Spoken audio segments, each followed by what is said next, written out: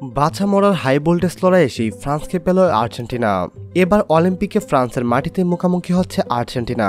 Group পর্বে champion হতে পারলে ফাইনালে হয়তো তাদের দেখার সম্ভাবনা ছিল। তবে আর্জেন্টিনা নিজেদের গ্রুপে রানার্স আপ হয়েছেন, আর ফ্রান্স নিজেদের গ্রুপে হয়েছেন চ্যাম্পিয়ন।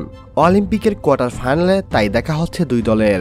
এর আগে আর্জেন্টিনা নিজেদের শেষ ম্যাচে থিয়াগো আলমাদা ও ক্লদিও অ্যাবিচিরি গোলে ইউক্রেনকে হারিয়ে 3 পয়েন্ট এনে দিয়েছে আর্জেন্টিনা। অন্যদিকে ফ্রান্স নিজেদের 3 ম্যাচের 3টি প্রতিপক্ষকে রীতিমতো উড়িয়ে দিয়েছে তারা।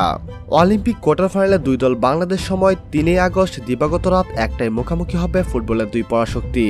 দুই দলে উদীয়মান তারকার অভাব নেই। অলিম্পিক ফুটবলে ব্লকবাস্টার বললে হয়তো কম বলা হবে। ফ্রান্স বনাম আর্জেন্টিনা আরও একবার মুখোমুখি ফুটবলের বড় মঞ্চে। 2018 বিশ্বকাপের রাউন্ড অফ 16-এ ফ্রান্স আর্জেন্টিনাকে হারিয়েছিল 4-3 গোলের ব্যবধানে। 2022 সালে বিশ্বকাপ ফাইনালে টাইব্রেকারে ফ্রান্সকে হারায় আর্জেন্টিনা। এরপর থেকেই ফুটবলের ল্যাস ব্রুচ আর আল বিলেসিদের দৈরত্বের রং মাত্রা ছাড়িয়েছে। শেষ পর্যন্ত দেখা যাক এই লড়াইয়ের শেষ হাসিটা কে হাসে, সেটা দেখার অপেক্ষায় আছে গোটা ফুটবল বিশ্ব।